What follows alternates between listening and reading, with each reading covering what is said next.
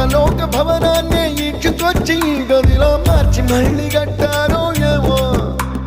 మాయజాలము తెలుసు మంత్రగారడి తెలుసు రెంటి కన్న ఇది ఇంకోటేమో నీలాకాశం నేలాకొస్తే ఇట్టాగే ఉంటాదో ఏమో ఈ సంతోషం దాచాలంటే హృదయాలు ఓ వంద కావాలేమో ఇంతందంగా ఉంటుందా ఈ లోకం ఇన్నాళ్ళు ఈ మనసుకి తెలియాలేదే పాపం